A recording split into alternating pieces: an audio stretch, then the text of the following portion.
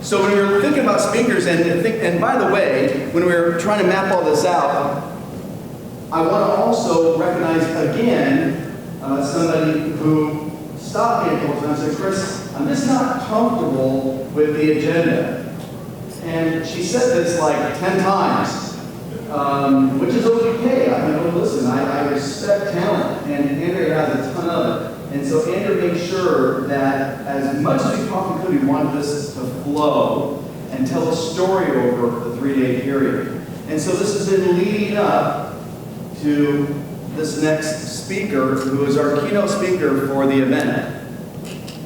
And I'm going to let him do his own little intro, but I just want to say a couple of things because I feel so blessed to have him. As I asked the question over and over again leading up to this moment, how many people have faced rejection? 99% of you raised your hand, because most of us have, with the exception of Rosa. So when we face that, how do we overcome it? I've talked to a few, because I said, and some of you guys have shared some intimate details and said, yeah, I asked myself self-doubt, or I had this happen, that happened. And Chris, I'm so grateful for this event, because I feel blessed, I feel inspired. And honestly, one of the greatest takeaways, I'm walking around the room asking, hey, what's your takeaway of the last day or two? A resounding theme has been each other. Isn't it interesting how we want to be with each other? The camaraderie and that interaction, that human interaction, is all important. So give yourselves a round of applause for being awesome people that want to be with each other. Pretty powerful. But Jia Jiang is going to come up here and he's going to talk about his story, his rejection. And let me tell you something that resonated with me, because like you, I've been rejected in many different areas of my life. And when you don't have any other option, you have to persevere and move forward. And so this gentleman has a best-selling book, Rejection Proof. He has not the number top 10, not the top 5, but the number 1 TED Talk on the topic of rejection. He is the foremost authority on it.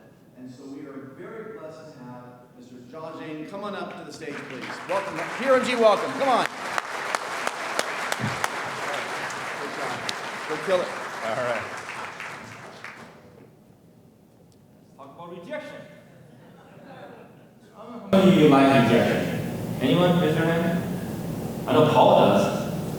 What a weirdo. Let's start with letter topic. Gifts. How many of you like gifts? Raise your hand up. No, all of you. I love gifts. I love getting gifts. I love giving gifts. Mostly getting gifts. But when I was growing up, I didn't like gifts that much. Why? I grew up in Beijing, China. And I got pretty good childhood. But when I was 6-year-old, my first grade teacher one day came up with this brilliant idea. Brilliant. That she wanted us to not only get gifts, but also learn the virtue of complimenting each other at the same time. So she had all of us come to the front of the classroom. There were 40 of us. She said, hey, why don't you guys say nice things about each other? If you hear a name called by someone else, you can go pick up a gift and sit down. And she brought all of us holiday gifts and stacked in the corner. What a great idea, right? What could go wrong? When it started, it was great. Every time I heard someone else's name was called, whether it's a good student or maybe someone can sing really well, I'll be like, yay, when it's my turn. Then there were 20 people left and 10 people left. At the end, there were 3 kids left. That's where the compliments stopped. And guess what? I was one of them. You know, at that moment, I didn't want gifts anymore. I didn't want compliments anymore. I just want to sit down. And I was crying. I had no idea why no one would say anything nice about me. I thought I was cool. I thought I was a popular kid. Then I saw who was standing next to me. I knew otherwise because I hated those 2 kids. And the teacher was freaking out. She was like, oh my God, would anyone say anything nice about these people? No? All right. Why don't you just go grab a gift and sit down? You guys behave better next year, so someone will say something nice about you. Like I'm as I'm describing this, like it happened to me yesterday, right? Ever since that day, I would just die not to be in that situation again, getting rejected in public. But I don't know who felt worse that day. Was that me or the teacher? She probably realized how much she screwed up. Her team building event turned into this roast of 3 6-year-olds. Without humor. If you get roasted, it's supposed to be funny. But there's nothing funny about that day. So that was me when I was 6-year-old. Fast forward 8 years, when I was 14, I got an upgrade.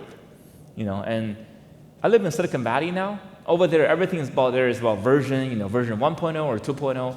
So that was version 1.0 of Jia. When I was 14, I got an upgrade to version 2.0 by this guy. Do you know who he is? Oops. Woo, it went fast. Do you know who he is? Bill Gates, that's right. I don't know why he's in news a lot nowadays.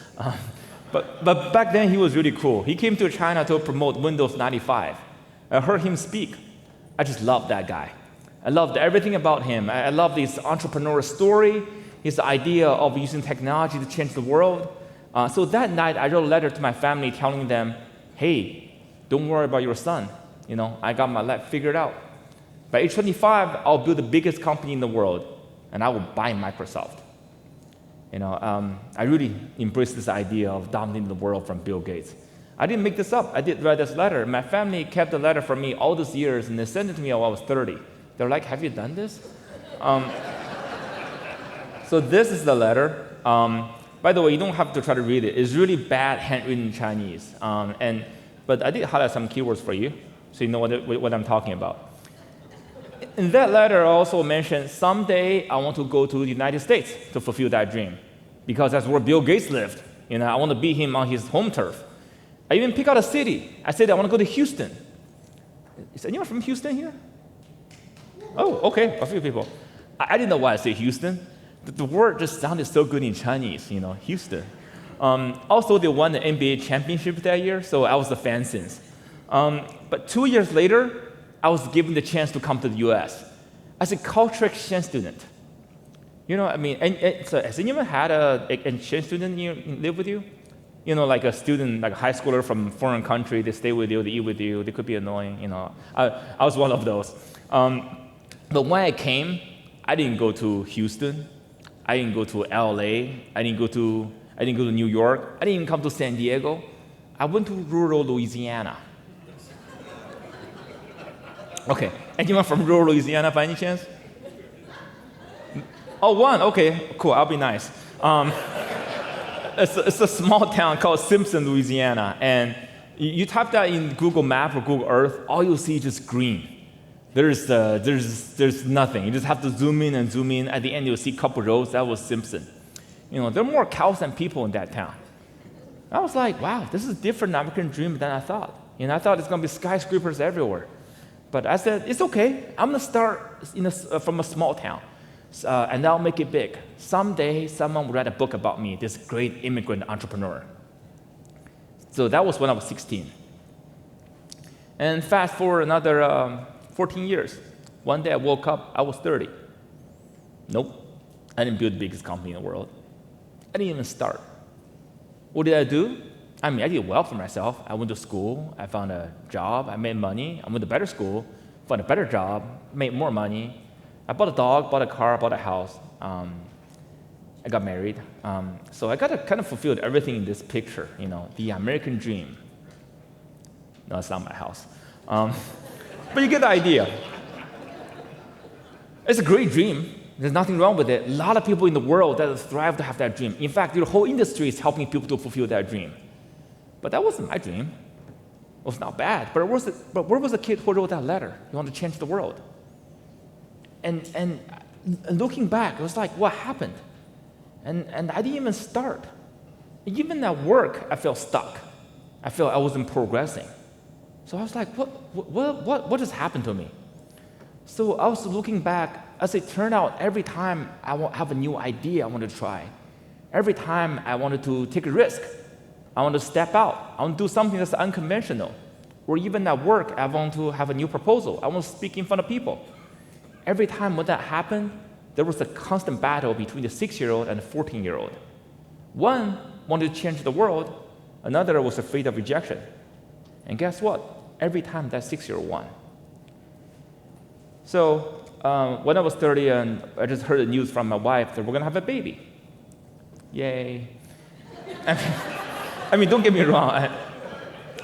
Don't get me wrong. I love babies. I mean, I would recommend them to all of you when the timing is right for you or your kids. But the thing is, when you become a father, this chance of you becoming this world-changing entrepreneur goes way down. Your responsibility changed, your priority changed. So I thought, okay, I probably missed my boat. But it's okay. I'll be a good family man now. Maybe someday my kid will go after their dreams. Then my wife, Tracy, she saw how unhappy I was. She was like, hey, when I first met you at school, all you talked about was your business ideas. You were so excited. I kind of want to have that guy back. If you want to be an entrepreneur, why don't you just go do it? Quit your job. You don't have to do it forever. How about you do it for 6 months? Then we set up some goals with how much money you can, maybe some investment you can raise, or maybe some product you can sell. If you can reach those goals, you keep going. Otherwise, you can look for a job again. It's not that complicated. There are many times in my life I felt I married up. This is one of them. So this was the day my son was born in Austin, Texas. And 4 days before that, I quit my job. So this is where I was turning in my badge to my manager, asked her to take a picture of me. As you can see, she wasn't happy. This is a terrible picture. She was like, there you go. So when I was walking out of that mammoth office building one last time, just part of me felt great. Life and liberty and pursuit of happiness. I can finally go after my dreams. The other half, I felt scared. I felt naked.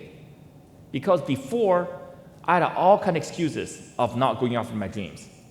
I got a mortgage to pay, I got a kid on the way, and I got a job. But now there's no more excuses. The only person standing between me and success was myself. So I better get going. So I'm gonna blank this, it's okay. So I hit the ground running. I was finding a team where we're prototyping this mobile app. We're looking for customers, we're marketing. I was having a great time. But 4 months into this venture, it got real. Because a local investor showed interest in my company. And he was a very well-known and respected investor. I really thought he was going to invest. I thought there's no way he wasn't going to invest. This is the answer for my prayers. I even dreamed about this 5 different times. It was the same dream. Every time I would get in the dream, I would get a call from the investor. I would try to play it cool on the phone. Then I would hang up and jump up and down, hug my wife, call my parents. Then I woke up. It sucks. You have to wake up from the same dream over and over again. Then there was the dreams and there was reality. One day I was at a restaurant celebrating a friend's birthday.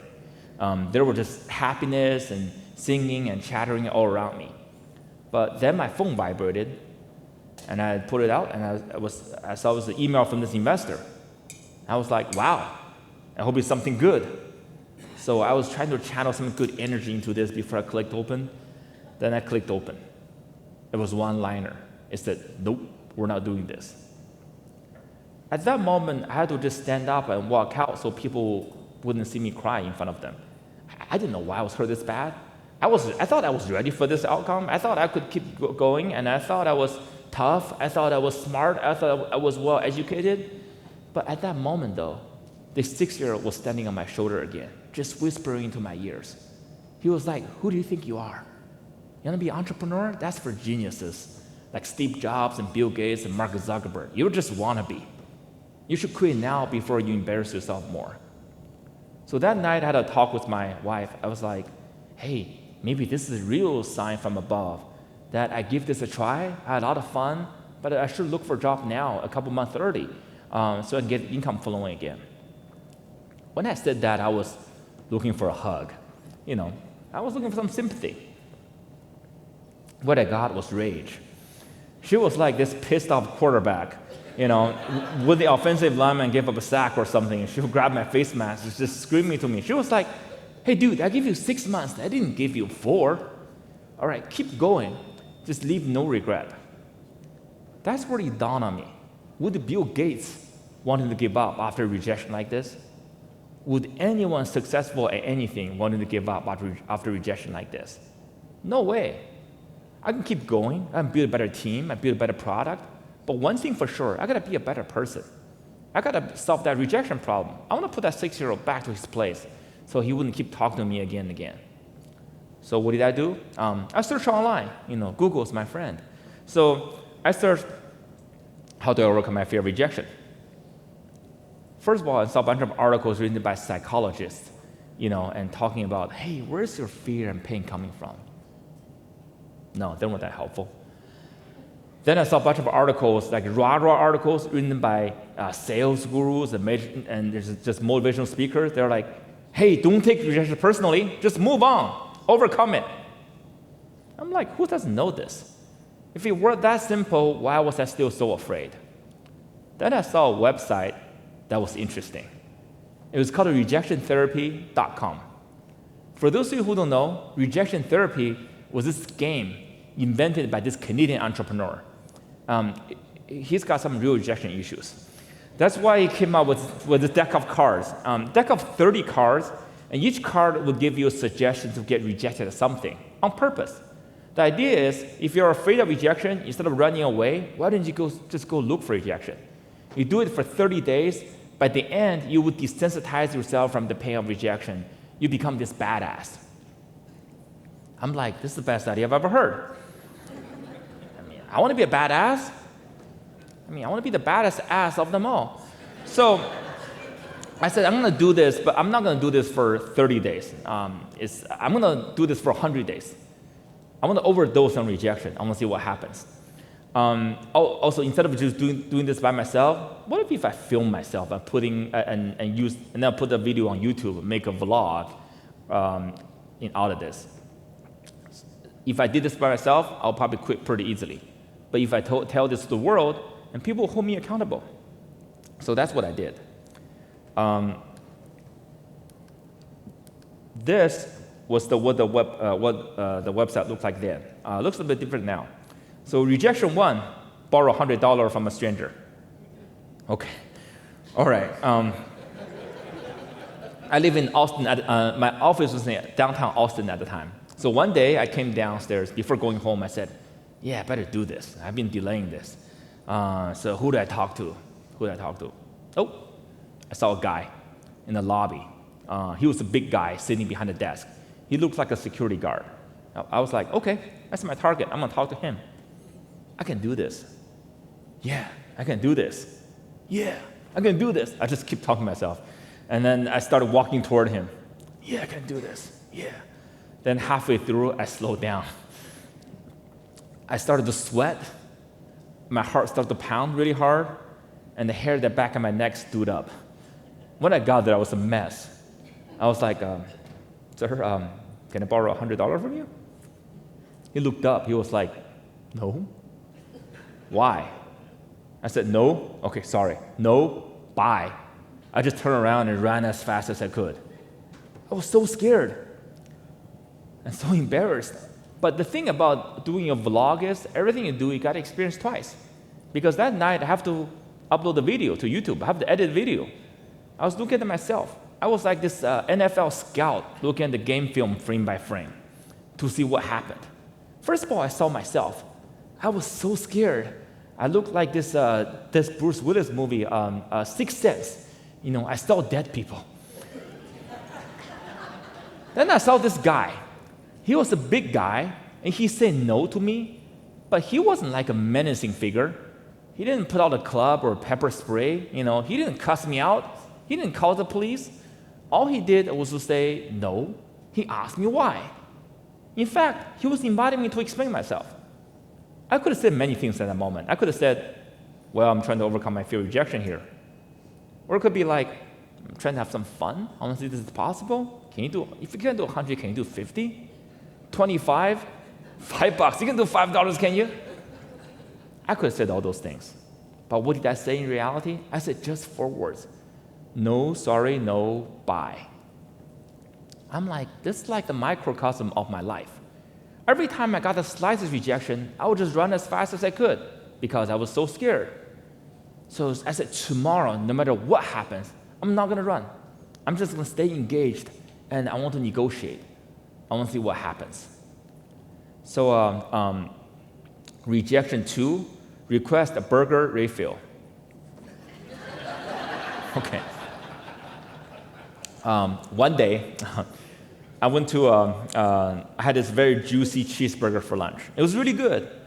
Then after having it, I went to the cashier person at the front desk. I said, can I get a burger refill? He was confused. He was like, what do you mean a burger refill? I said, just like a free drink refill, but with a burger instead. He was like, sorry, we don't do burger refill, man. That's where the rejection happened. But this time, I didn't run. I stayed engaged. I was like, hey, I love your burger. It's so good. Then give me a burger refill. I'll come back here every day for next week. I'll tell everyone about it. It's word of mouth. It's word of mouth marketing. It's not bad for a free burger, right? He was like, yeah, it's a good idea, but sorry, I can't do it for you. I can't give out free food or get in trouble with my manager. Well, I didn't want to get him in trouble, so that's where I left. And guess what? I wasn't scared anymore. It was still very awkward, but I didn't see dead people at that moment. So that's a huge improvement. So in only 2 days, I learned something important. If I don't run after rejection, I don't have to feel too bad. It's the running that creates the fear, not the rejection itself. Then as I kept doing this, like strange things started to happen, like really weird things. People started to say yes to me, one after another. For example, one day, I had this soccer ball in my hand. I went and knocked on someone's door. The guy opened the door, and he was also a big guy. He's got this giant Texas flag on his T-shirt. If you're from Texas, you know people do that there. So I said, sir, can I play soccer in your backyard? And he looked at me. He was like, soccer in my backyard? And he saw me, I was serious because I got a soccer ball, I got a shin guards, cleats all decked out. And he thought about it. He was like, I guess so. Come on in. I was like, now what? How did I play soccer with myself in the backyard? I didn't think this part through. So I just went in. I did a little bit of dribbling. I had him take a picture of me. I did a Heisman pose on a soccer ball. I didn't know why. But before leaving, I said, how can you say yes to me? He was like, dude, this is so off the wall. How can I say no? I'm like, okay. Then there's another day, I was driving down the highway. I saw a police car. So I waved at him. He waved back at me. I'm like, no, can you stop? So I put him over. I said, officer, can I drive your car? By the way, I don't want to get in trouble. I'm not going to drive the way. I just want to give it a spin. I want to listen to a radio. I want to feel like a police officer. I was always wondering what it's like. And he was like, I've never heard this before. Sure, why not? So I drove a police car that day. In the front, not in the back. There was a difference. Then there's another day, I just got a bunch of yeses in a row. I just got frustrated. I'm like, this is rejection therapy, not acceptance therapy. I'm going to get a no matter what today. How can I get a no? How about if I try to fly a plane? By the way, I have no idea how to fly a plane. I don't have the license or knowledge to do it. So I went to this airfield in Austin. I saw this pilot-looking guy in the lobby. I said, sir, do you have a plane? He's like, yes, I do. I said, can I fly it? He said, do you know how to fly? I'm like, nah. He said, it's okay. I'll teach you how to fly. You want to do it now? I was like, why? What's going on? As it turned out, he didn't own a commercial jetliner like a Boeing or something. He owned a gyroplane. Okay? For those who don't know, a gyroplane is like a miniature helicopter or like a motorcycle in the air type of thing. So this is a rich hobbyist. He just bought his new gyroplane. He flew in from Houston. He wanted to show everyone how awesome his plane is. So he taught me how to fly. It was amazing. I'll tell you more about it later. By the way, I have video evidence for all of my requests. They're all pretty fun. You can go to my YouTube channel to see them. They're all fun. But speaking of video, I gotta show you this one video that really talks about this idea of looking for rejection but not getting it. And here it is. I'm driving to a Krispy Kreme. I'm going to, well, I know, I just got my haircut yesterday. I look like a Viet Cong from the 1960s. It's okay. I'm gonna grow into it, or my hair is gonna grow into me, either way. I'm driving toward Krispy Kreme. I'm gonna ask them to make me some specialized donuts. And we'll see what happens. What kind of specialized donuts are we talking about? I like to have getting you link the 5 donuts together, make them look like Olympic symbols. Oh. And when are you looking for these? Huh? When? The next 15 minutes?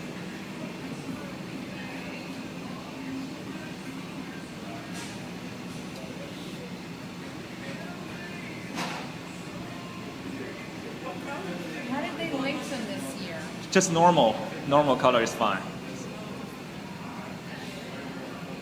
You want them linked? Yeah. I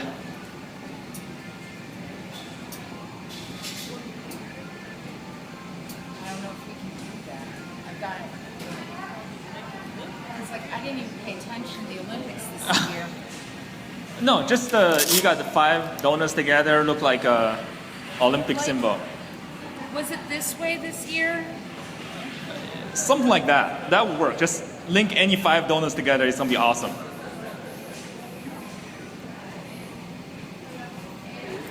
It's going to take me longer How long? because I've got to catch them on the other side. And then they've got to get through the proofer and then drop in the fryer.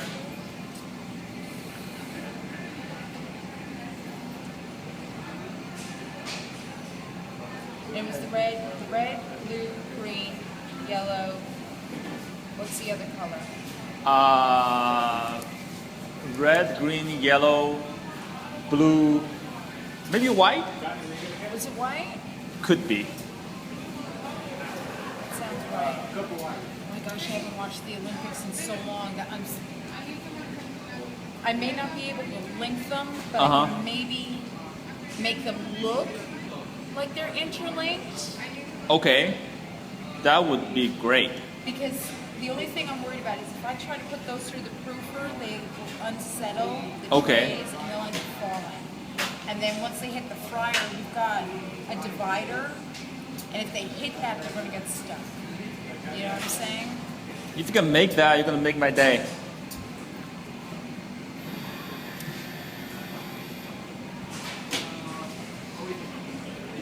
What is it? It's red, yellow, green, blue, white, right? Yep. Let me see what I can do. Okay.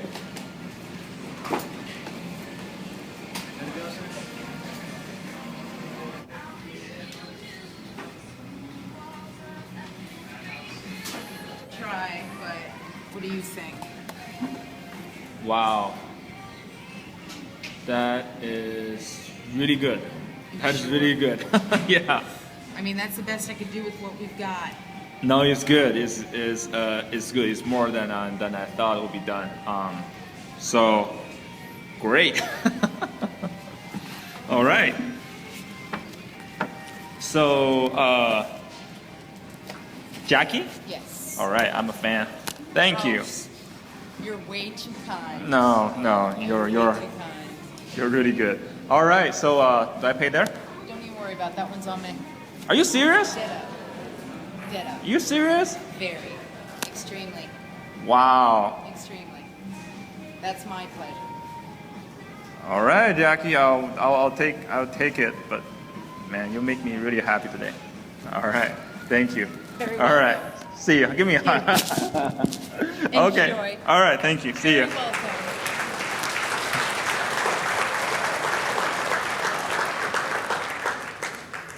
So Was that awesome? So these were the donuts. We had them for dessert that night. It's very sweet, a lot of sugar in there. But the whole experience felt sweeter. When I was walking out of the donut shop, I just had tears in my eyes because I couldn't believe the customer service or human kindness that you saw in that video. And apparently the world couldn't believe that either. After I put this video on YouTube, it went to the front page of Reddit, then Yahoo, then Time of India, Daily Mail of UK. It went around the globe. It got over 5 million views. And because of this video, the Krispy Kreme stock actually went up after this video. It's like a marketer's dream, right? And also because of the video, I started getting emails from people from all over the world, and a lot of people were sharing driving tips with me. Please don't film yourself with driving. I appreciated that. There are a lot of people talking about how awesome this woman was. And she's truly awesome. Her name is Jackie. She's from New York. But most people are talking about me. They were like, dude, what are you doing? We're looking for rejection. It's so awesome, so inspiring. I'm like, I'm just looking for rejection. So I thought I was the only person afraid of rejection, or maybe me and a few other people. As it turned out, everyone was afraid of rejection. And they're living their fears through my eyes. It's very therapeutic for people. And then people start sharing stories with me, like crazy stories. For example, there was this artist. She made art that was just beautiful and profound, but she didn't share it with anyone. She's like, this is my art, I'm gonna keep to myself. And then she saw this video, she was like, oh, those donuts are nice, but I'm a real artist. If you can make those donuts go viral, why am I afraid of sharing my art? So she did. She shared it with local media, her family and friends. It got picked up by national media. Then she was invited by the government to give a show in Washington, D.C. It changed her life. Then there's this guy, his name is Mike. He said he's been afraid of rejection his whole life. So much so that when he goes to restaurant, he would ask his kids to get ketchup. But just this last year, his wife was diagnosed with cancer.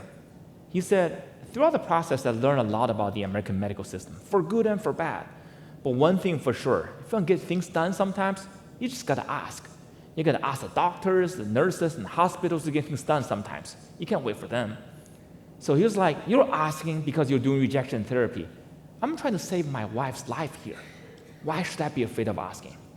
So he did. He started to ask. He was thanking me for it.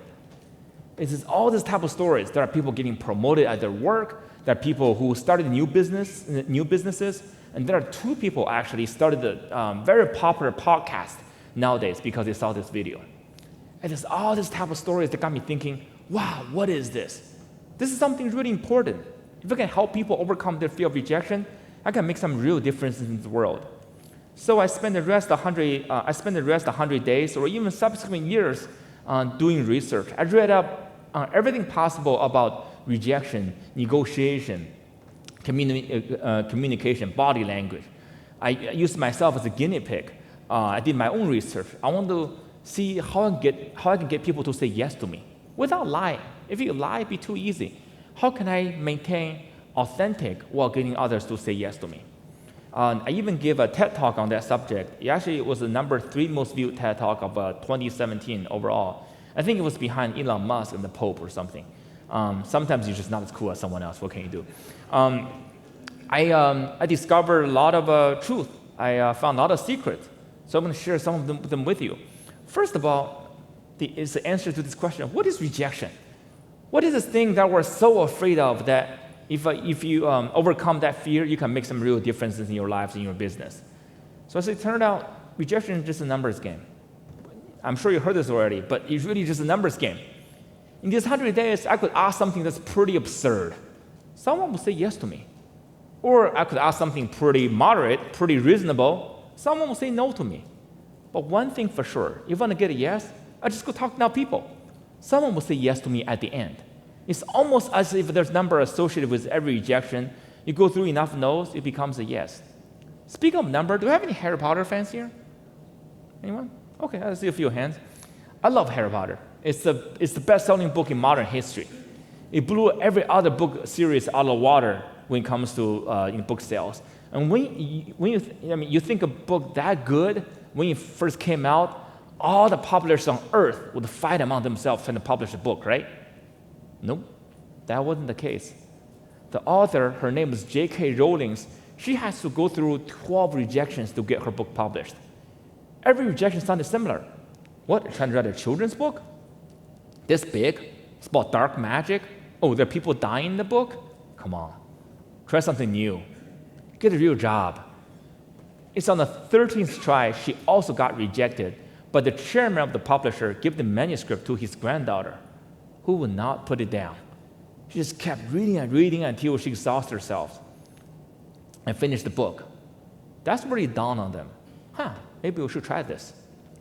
So they published the first Harry Potter book under very low expectations. And the rest was history. Just think about it though. If it took J.K. Rowling's 12 rejections to get Harry Potter published, how many rejections do we have to go through to get ourselves published, to get our ideas published, to get our business published? Rejection is just a numbers game. You go through enough no's, it becomes a yes. Then rejection is just an opinion. It's an opinion. I think we need many things in this world. We need more love and sympathy, courage, understanding, definitely more bathrooms and free drinks. But one thing we have plenty of is opinion. If you don't believe me, just get on the internet. Go to Facebook or turn on your TV. Everyone has something to say about something, and they can't wait to tell you how they feel about something. Opinion is like the cheapest resource on earth. It's completely renewable too. But rejection is nothing more than the opinion and preference of the rejecter. It says more about the rejected than the rejected. In these 100 days, I could go through the same question to 10 different people. Someone will say yes, someone will say no, someone will smile at me and give me a high five, someone just couldn't wait to get away from me faster. It was the same person, making the same request, but it's just everything about that person's state of mind, what happened to him or her the night before, or maybe it's lifelong of understanding, education, needs, prejudice, who knows? Has nothing to do with me, has everything to do with that person. But when it comes to rejection, we think it's all about us because we're the heroes of our own movies, we're the centers of our own universe. That's why we take every rejection so personally. We feel like every rejection is like an indictment of who we are. Every acceptance is a confirmation of a merit. It's not, it's just an opinion. And lastly, rejection is a source of knowledge. So I wrote this book, Rejection Proof, a few years ago. It actually became the #1 bestseller on Audible. I don't know why. I wrote this book not because I want to write a book or I want to make money. It's actually because I learned so much. I went to a pretty good business school. I thought I learned a lot about business in those 2 years. Actually, it turned out I learned a lot about PowerPoints and spreadsheets. But in these 100 days, I felt I learned more about business than I did at business school, especially when it comes to negotiation or communication or even leadership. So I'll share some of the learnings with you. The most important thing is, what do you do when people say no to you? What do you do? Most people do one of two things, fight or flight. When I say fight, it didn't mean they start fist fighting. It was, you get rejected, you get a little bit disappointed. You get a little bit hurt. If it's someone who's close to you, you might get a little bit indignant. That's where you're like, just out of all the people, how can you reject me? So start arguing. But when you argue, that's not a good response. When you're arguing, your emotions will actually get involved. Your opinions will actually get more entrenched. When was the last time you can shout at people and change their mind? It doesn't happen. So fight is not a good response. The other route is flight. It's even worse. Flight is you feel the pain, you just want to get out of there. You feel the disappointment, right? You feel the disappointment. You're just like, thank you very much, you just leave. But when you're running, not only you're not going to be able to change anyone's mind, you're also at the mercy of your own judgment. You can lose confidence that way. So I found there's a third way, which is you can ask why. You can just, slow down and just talk to them, ask why. In fact, why is like a magic word to me. When I hear no, I say why. A lot of times people are rejecting you not because they hate you or because they don't trust you. It's sometimes what you're offering is not fit their needs. If you can slow down and try to find their reason, you can have a chance to turn a no into a yes. For example, one day I had this flower in my hand, and I went and knocked on someone's door, and the guy opened the door. He was an older gentleman, I said, sir, can I plant this flower in your backyard? I didn't know why I liked people's backyard that much. It's like my personal playground or something. And he was like, oh, this is more interesting than I thought. I thought you were like a sales guy, but no, I can't let you do this. But before he could leave, I said, may I know why? He was like, well, I have a dog that will dig up stuff I put in the backyard, and it's not safe for you to go there. I actually like what you're doing. If you want to do this, why did you talk to Connie? She's my neighbor. She loves flowers. I got so excited because I just got a referral. So,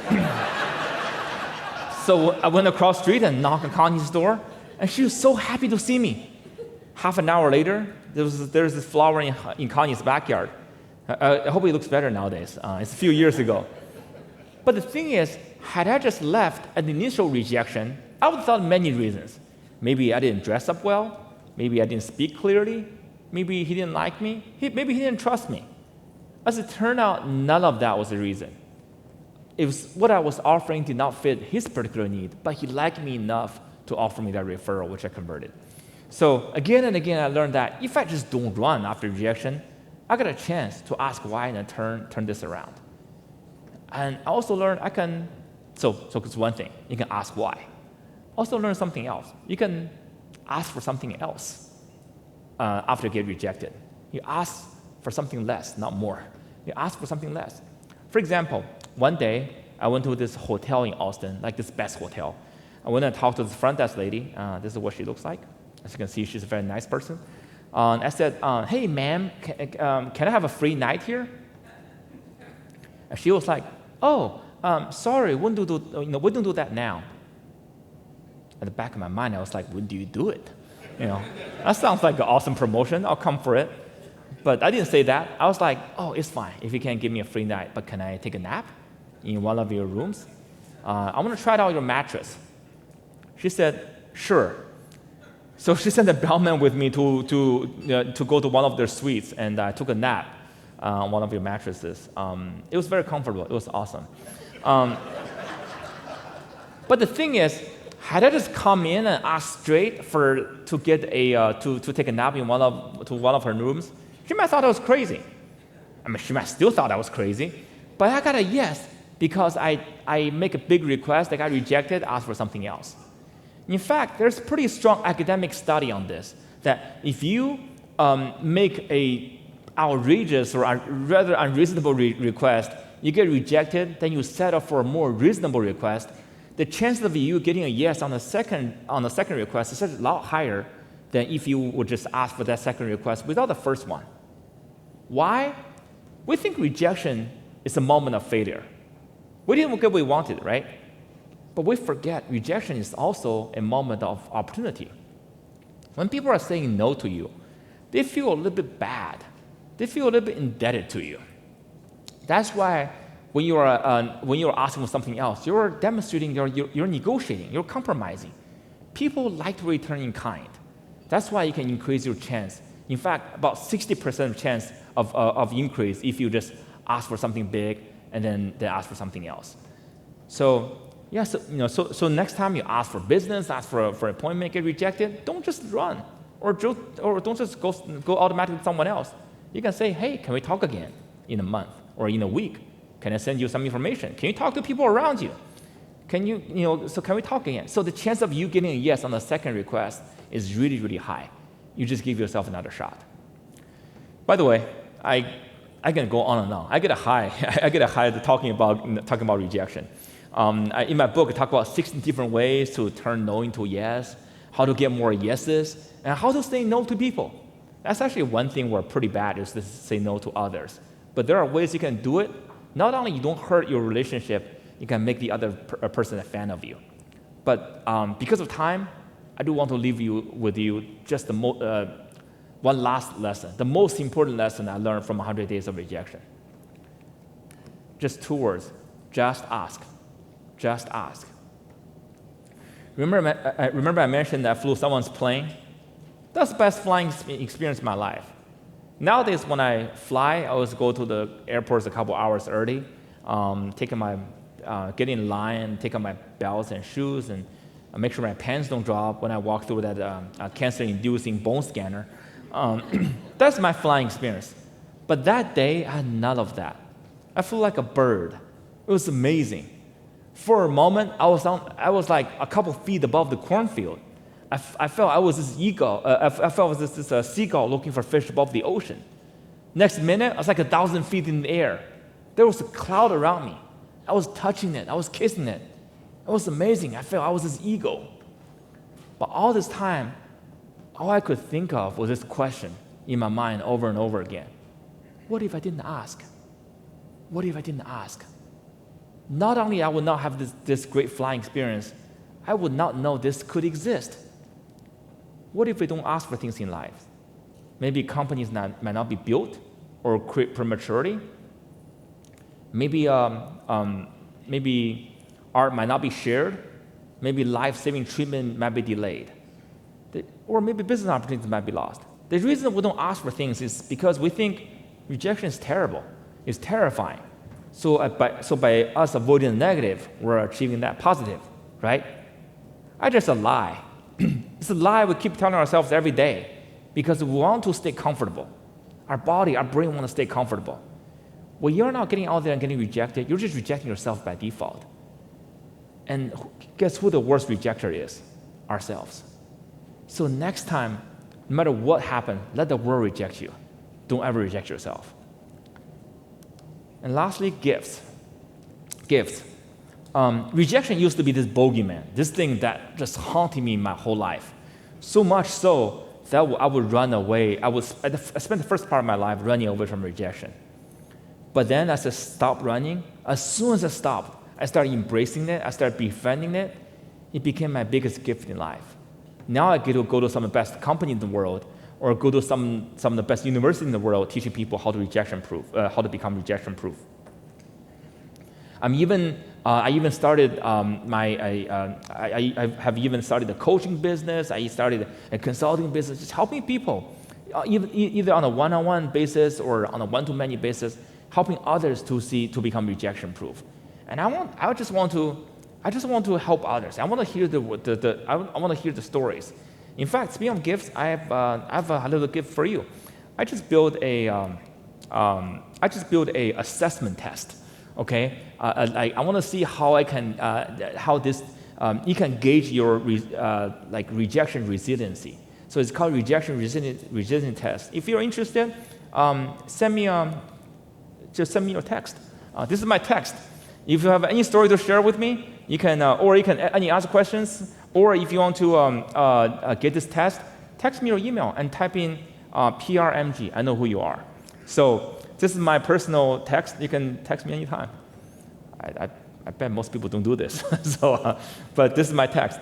But whether that's my talk or my book or my or whatever I'm doing, I just want to create a world where we're not afraid of rejections anymore. So I want to see how many lives can be changed, how many cool ideas can be realized, how many love stories can be written. So I'm inviting all of you into that world. The next time, whether it's you who wants to take a chance, who wants to take a risk, who might face rejection, but if you're afraid, remember these stories and principles. Or if it's your loved ones or friends or colleagues who's afraid of rejection, and they're stuck, share these stories with them. It's going to help. If it doesn't help, you just buy them a box of donuts. That always helps. There's one sign of leadership. You buy people donuts. It always works. So thank you very much, guys. Thank you for hearing my story. Thank you. Thank you. Thank you. So get you Q&A. Great job. Great job. Thank you so much. Round of applause, everybody. All right.